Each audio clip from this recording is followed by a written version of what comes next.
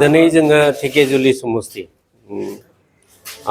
बिजाथि महरै आङो केन्डिडेट उदांस्रि केन्डिडेट महरै बिजाथि बिलाइखौ गथायबाय जोबोद माने बाख्नायथाव बाथ्रा जों धेकियाजुलि समस्तिनि रायजो राजाफ्रा बर' रायजो राजाफ्रा आइ आफा बिदा फंबायमोनहा मदद आरो हेफाजाब होदों आरो बोर सारसिगोन बिसास दं दिनै हार्डलि 200निफ्राय लानानै 300नि गेजेराव जोङो सोद्रोमा रायजो राजा सापर्टारखौ लानानै नमिनेसनखौ होनो हादों आं फोरमायगोन धेकियाजुलि समस्तिनि बर' रायजो राजा बिथांमोना फैगौ बिसायख'थि जाने बे बिसायख'थि 9 एप्रिलाव जानो गोनां बे 9 एप्रिलाव जानो गोनां बिसायख'थियाव उदांस्रि महरै आङो केन्डिडेट हिसाबै जा गसंदों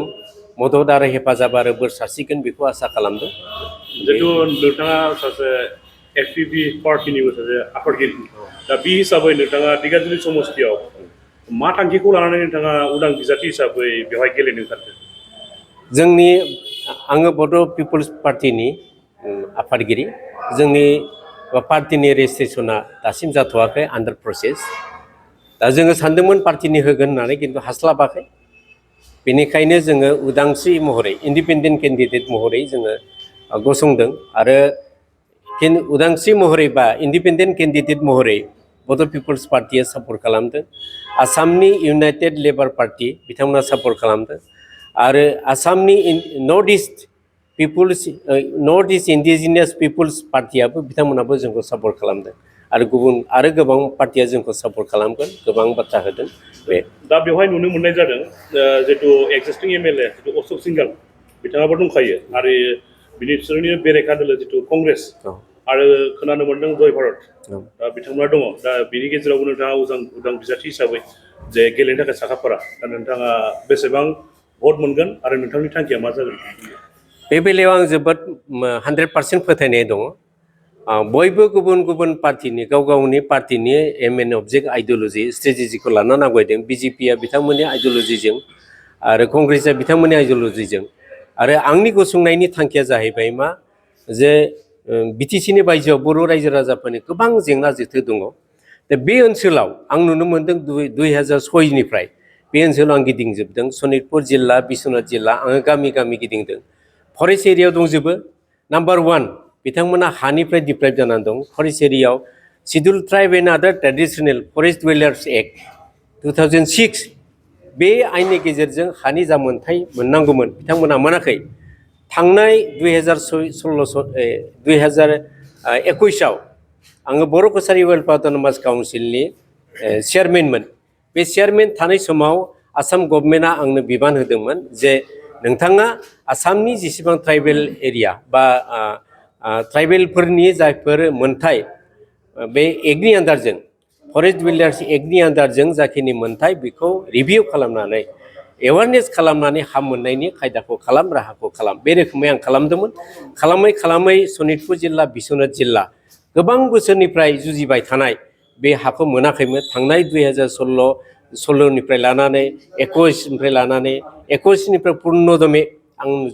जुजिनानै चेयारमेन हिसाबै आङो रिभिउ मिटिं डिसि अफिसाव सनितपुर जिल्लानि डिसि अफिसाव खेबथाम रिभिउ मिटिं खालामनानै मा ग्राउन्डआव मानो जानो हायाखै मानो दाय दस थालांदों बबे दाय दं आरो बबे ड्रबेक्स थालांदों बेफोरखौ सालिजारि नायनानै फैयै 2000 नैबे प्राय 21निफ्राय लानानै 22-23निफ्राय लानानै जोङो हाखौ मोननायनि राहा फैदों आरो दासिम सनितपुर जिल्लानि बर' रायजो राजाफ्रा जायफोर फरेस्ट एरियायाव दङ बिथांमोना 70% हाखौ मोनदों आरो बे बेलायाव दाबो आद्रा दं एसे बेफोरखौ मोननायनि राहाखौ आङो खालामगोन बेजों लोगोसे सनितपुर जिल्लानि बर' गामिफ्रा दिनैसिम पन्सायत दाजायाखै जों मिथिगौ भारत संबिजितनि गेजेराव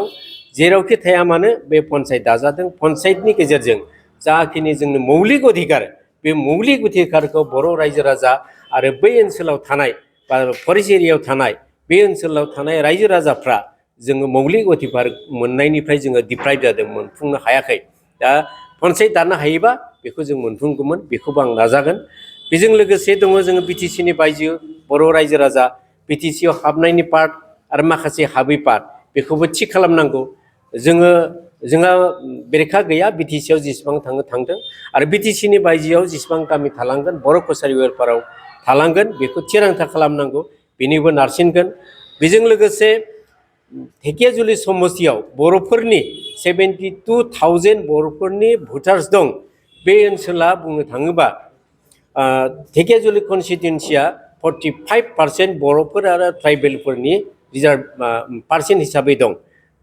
भारतनि संबिजित मथे बै धेकियाजुलि समस्तिया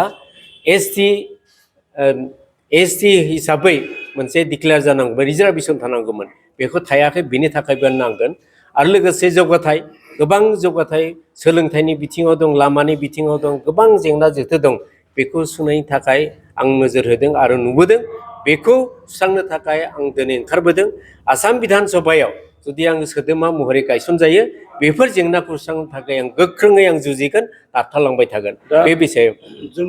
नुबोगासिनो दं खोनाबोगासिनो खौरां बिजोंफ्राव बुंदों बिजेपिनि माखासे दैदेनगिरिफ्रा जे अरुनदय होदों हानि पाट्टा होदों बेफोरबायदि होननानै माने भट बिनायखौ जोङो नुदों थारैनो बेखिनि खामानिखौ मावना होमारदों अरुनदयखौ होदों बिथांमोना बेयाव जोङो जेसेबां मोननो मोनजोबाखै मोनदों मोनाखै होनाखै बुङाखै जों मोननायाबो रेकर्ड दङ अब्लाबो जों जेसेबां मोननांगौ फ्राय 30%फ्रा मोनदों 70% मोनाखै दासिमबो आइवाइनो मोनाखै आरो माखासे अरुनदय मोनाखै गोबां बिथिङाव डिप्राइभ जानानै दं बिथांमोना दा बेफोरनि बेलायाव बयबो साग्रिद आं फोथायो रायजो राजाफ्रा फुल मदद होगोन बेसेबां मार्जिन आं सानो आं बेखौ दा बुंथ'वा जायखिजाया बर'नि बे कनस्टिटुएन्सियाव हाइएस्ट भट मोननानै देरहागोन बेखौ आं फोथायो आरो मोनसे बिथिङाव जितु उदां बिजाथि हिसाबै दा थांनाय सान सिगाङाव बिपिएफनि जानानै गोबां फोसावदिं हाबाफारि लाबोगासिनो दंमोन सानसुमा बसुमतारि होननाय सासे लाइमोना बिथाङा धेकियाजुलिनो अनसुमा दा बिथाङाबो उदां बिजाथि हिसाबै गेलेनो थाखाय दिनै नमिनेसन गथायदों होननानै मोनथिबोनाय जादों दा नोंथाङा आंबो खोनादों बिथाङा नमिनेसन होदों बिथाङाबो उदांस्रि महरै बिपिएफनि केन्डिडेटमोन बिथाङा बिपिएफनिफ्राय माखासे ग्राउन्डआव बिथांमोना केन्डिडेट होनो हायाखै आरो बिथाङा बे डिप्राइभ जानायखाय इन्डिपेन्डेन्ट हिसाबै स्टेन्ड जादों बाहाय आं बुंनांगौ गैया बिथांनि मावनायनि आरो बिथांनि एम एन अबजेक्ट आइडिय'लजिया मा बे आरो बिनि एफिसियेन्सिनि सायाव सोनारगोन आरो रायजो राजाफोरनो बेसेबां माने फोथायजाथाव खामानि मावगोन बिथांनि सायाव सोनारगोन बे रोखोमै बे थांबाय थागोन आरो अब्ला नोंथाङा उदां बिजाथि हिसाबै जुदि धेकियाजुलि समस्तियाव देरहायोब्ला धेकियाजुलि समस्तिनि रायजो राजाफोरनि थाखाय नोंथाङा मोजां खामानि मावनानै जथेस्थ' 100% आङो मावगोन आरो दिनै बड'लेण्ड मुभमेन्ट जानायनिफ्राय आङो बड'फाजों समान मुभमेन्ट खालामफादों मिथिगौ बर' रायजो राजा जोङो बिएसि मोनबाय बिटिसि मोनबाय बाहेरावबो जों बर' कसारि वेलफेयार अट'नमास काउन्सिल मोनबाय बर' कसारि वेलफेयार अट'नमास काउन्सिल सोरजिनायनि बे आफाद दाजेननायानो बिजेनगिरिनि आं डक्टर गाम्बारु मुसाहारि बेनिखायनो आंहा सेन्टिमेन्ट दं जाथिनि सेन्टिमेन्ट दं आरो जौगाथायनि आरो माखासे मोनथायनि थाखाय सेन्टिमेन्ट आं बिनि थाखाय बाय दिनै उदांस्रि महरैब्लाबो बिजाथि महरै जों नुजाफैदों गसंफैदों